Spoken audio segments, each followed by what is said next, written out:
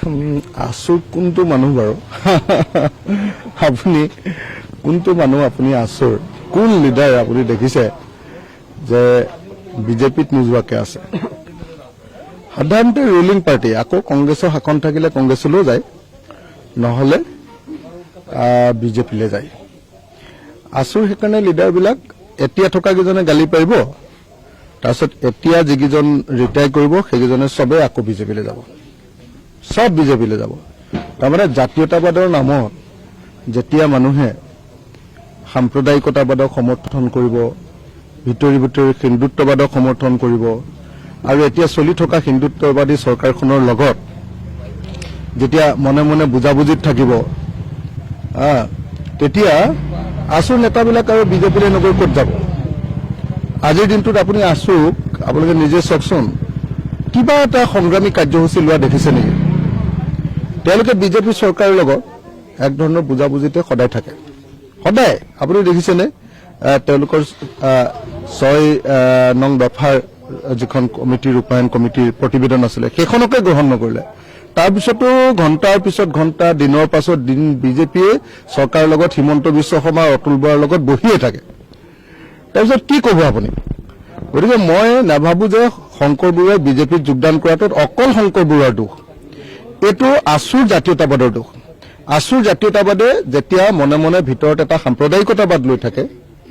আৰু জাতীয়তাবাদৰ নামত এটা সাম্প্ৰদায়িক ৰাজনীতিক সদায় সমৰ্থন কৰি থাকে আৰু হিন্দুত্ববাদৰ প্ৰতি ছফ্ট যেতিয়া জাতীয়তাবাদ হয় তেতিয়া সেই জাতীয়তাবাদী নেতাবিলাকে অৱশেষত গৈ সেই ডাষ্টবিনটোতে পৰিবগৈ এই সাম্প্ৰদায়িক যিটো ডাষ্টবিন আমি ডাষ্টবিন বুলি কওঁ যিটো সাম্প্ৰদায়িকতাবাদৰ দেশৰ আটাইতকৈ গণতন্ত্ৰৰ শত্ৰু ফেচিবাদী সাম্প্ৰদায়িক শক্তি যি দেশৰ মানুহৰ ভোটাধিকাৰক কৰ্তন কৰি আপোনাৰ এছআৰ আনি ভোটাধিকাৰ কৰ্তন কৰি দেশৰ মানুহ এজনৰ আটাইতকৈ ডাঙৰ গণতান্ত্ৰিক অধিকাৰটোৰ নাম হ'ল ভোটাধিকাৰ সেই ভোটাধিকাৰ দিবলৈ নিদি ভোট দিবলৈ নিদি মানুহ এজনৰ নামটো কাটি দিয়ে এনেকুৱা আৰু বেয়া পাৰ্টি পৃথিৱীতে নাই ই অগণতান্ত্ৰিক ই সাম্প্ৰদায়িক ই ফেচিবাদী এটা পাৰ্টি সেই পাৰ্টিটোত যোগদান কৰিবলৈ সদৌ অসম ছাত্ৰ সন্থা অসমৰ জাতীয়তাবাদী আন্দোলনৰ আটাইতকৈ ডাঙৰ আন্দোলনৰ নেতাবিলাক তালৈ গুচি যায়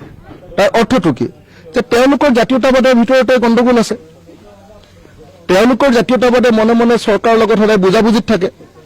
তেওঁলোকৰ জাতীয়তাবাদে সাম্প্ৰদায়িকতাবাদ আৰু তেওঁলোকৰ জাতীয়তাবাদে মানে আপোনাৰ এই যিটো হিন্দুত্ববাদ ছফ্ট হিন্দুত্বৰ প্ৰতি এটা নৰম ভাৱ এটা ৰাখি থয় আৰু সেইকাৰণে তেওঁলোকৰ যিমান লিডাৰ এক্সেপ্ট লুৰিণজ্যোতি গগৈ তেওঁলোকৰ যিমান লিডাৰ আছে লুৰিণজ্যোতি গগৈ বেলেগলৈ যাব খুজিছিলে ইণ্ডিপেণ্ডেণ্টলি কিবা এটা কৰিব খুজিছিলে তেওঁকো লাট মাৰি দিলে আছুৱে বাকী গোটেইবিলাকতো আপোনালোকে দেখিছে চববিলাক একেটা ডাষ্টবিনতে পৰেগৈ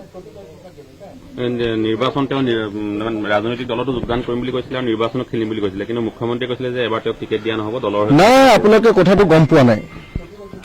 আপোনালোকে গম পোৱা নাই কথাটো অসমৰ মানুহে জানে আমাৰ উজনি অসমৰ মানুহবিলাকে জানে যে একচুৱেলি ঘটনাটো কি হৈছে ঘটনাটো হৈছে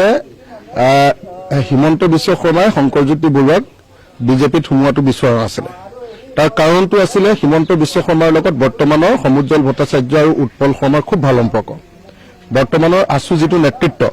সেই নেতৃত্বটোক তেওঁলোকে মোটামুটি মেনেজ কৰি ৰাখিছে যেহেতু আছুৰ নেতৃত্বক হিমন্ত বিশ্ব শৰ্মাই মেনেজ কৰি ৰাখিছে আৰু শংকৰ বৰুৱাই সমুজ্জ্বল ভট্টাচাৰ্য আৰু উৎপল শৰ্মাৰ লগত কাজিয়া কৰি ওলাইছে তেওঁলোকৰ কাজিয়াৰ ফলটো এইটো তো গতিকে কি কৰিছে সেইকাৰণে হিমন্ত বিশ্ব শৰ্মাই কোনো পধ্যে বিচৰা নাছিলে যে আপোনাৰ শংকৰজ্যোতি বৰুৱা কি কয় সদৌ অসম ছাত্ৰ সন্থাৰ প্ৰাক্তন সম্পাদকজন হেৰিয়ালৈ আহক বিজেপিলৈ আহক সেইকাৰণে বিচৰা নাছিলে যেতিয়া বেলেগ বেলেগ ফেক্টৰৰ জৰিয়তে তেওঁ বিজেপিত সোমালে প্ৰথমতে সোমাবলৈ দিয়া নাছিলে যেতিয়া সোমালে বেলেগ বেলেগ ফেক্টৰ আপোনালোকে জানিব সাংবাদিকবিলাকে ভালকে জানিব কেনেকৈ সোমালে তেওঁ তো সেই ফেক্টৰৰ জৰিয়তে সোমালে লগে লগে সদৌ অসম ছাত্ৰ সন্থাক সন্তুষ্ট কৰিবৰ কাৰণে কৈ দিলে কি বুলি ক'লে যে নাই তেওঁ সোমাইছে কিন্তু এবাৰ আমি চিট নিদিওঁ